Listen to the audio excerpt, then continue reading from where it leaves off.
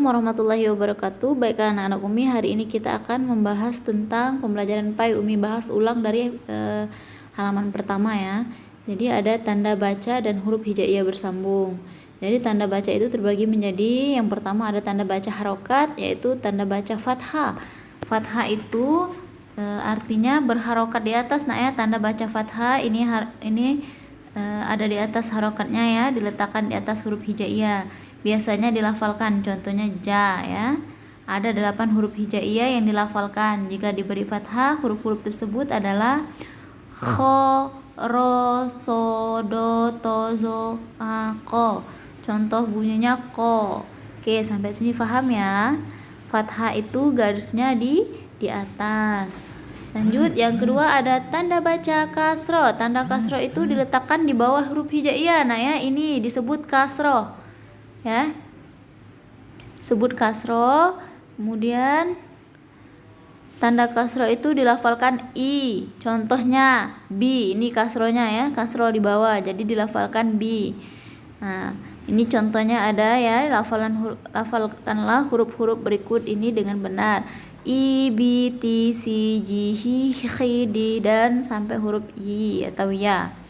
Itu tanda baca kasro. Kemudian ada tanda baca dhamma. Tanda baca dhamma ini diletakkan di atas huruf hijaiyah. Tanda baca ini dilafalkan menjadi u ya. Contoh huruf ta, karena dia u jadi apa bacanya? Tu. Nah ya, dilafalkan tu. Oke, lafalkanlah huruf-huruf berikut dengan benar. Contohnya ada u, ada bu, ada tu, ada su, ada ju, hu, hu, dan du, dan seterusnya. Sampai sini paham ya? Kemudian ada yang selanjutnya D, tanda baca fathatain. Ya, tanda baca fathatain ini diletakkan di atas huruf hijaiyah. Tanda fathatain dilafalkan an. Ingat, ada huruf fathah, ada fathatain. Kalau fathah tadi dia garis ininya cuma satu, tapi kalau fathatain dia dua. Jadi maka dia dibaca an. Contohnya man ya. Dan ini lebih banyak lagi contohnya, boleh nanti kalian lihat di halaman 5. Ada an, ada ban, ada tan, ada san, dan seterusnya. Kemudian ada tanda baca kasrotain ya. Kasrotain ini, tanda baca kasrotain ini dilafalkan di bawah huruf hijaiyah. Tanda kasrotain ini dilafalkan in, contoh tin, dilafalkan tin. Ya, jadi kalian harus tahu ya, ketika kalian membaca tin, berarti kalian sudah tahu berarti itu tandanya kasrotain ya. Kalau dia tan berarti fathatain. Kalau dia tun berarti fathah, berarti dhammatain. Ini kita akan membahas tentang dhammatain. Yang F ya, tanda dhammatain diletakkan di huruf atas hijaiyah. Tanda dhammatain ini dilafalkan un. Ini tadi ya, contohnya bun, dilafalkan bun. Adapun contoh-contohnya ini banyak nak ya, ada un, ada bun, ada tun, ada sun, ada jun, hun, dun, dan seterusnya. Itu disebut dhammatain.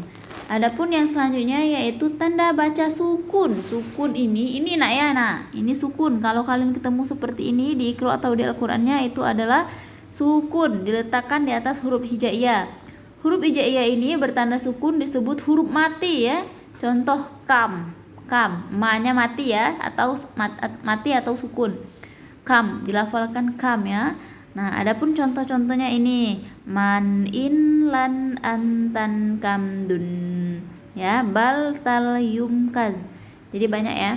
Adapun yang H ini ada tanda baca tasydid. Mungkin semuanya rata-rata sudah tahu ini tasydid nah ya. Jadi tanda baca tasydid ini diletakkan di atas huruf hijaiyah. Contohnya hunna ya.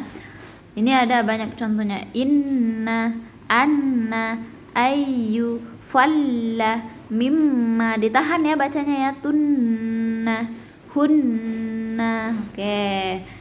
Jadi anak-anak Umi harus tahu nak ya perbedaannya. Umi ulangi lagi, ada fathah. Fathah itu hurufnya tandanya di atas ya, diletakkan. Kemudian ada kasro, kasro itu di bawah ya, silakan kalian ingat. Kemudian ada dhammah, dhammah itu diletakkan di atas juga, seperti ini hurufnya ya. Kemudian ada fathatain, fathatain ini garis atasnya ada 2. Kemudian ada kasrotain, garis bawahnya ada 2. Kemudian ada dhammatain, garis bawahnya ada garis atasnya. Untuk hari ini tugasnya kita soal latihan bab 1 nak ya, terkait tanda baca yang ada di Al-Quran ya, masih tentang dhamma, kasroh, dan fathah ya, tentang fathatain, kasrotain, dan dhammatain. Silakan dikerjakan latihannya, halaman 18 dari nomor 1 sampai 10 saja. Yang ABC-nya saja dikerjakan ya. Yang B dan yang B-nya nggak usah ya. Cukup yang pilihan gandanya saja. Baiklah, marilah kita tutup pembelajaran kita pada hari ini dengan melafazkan lafaz hamdalah.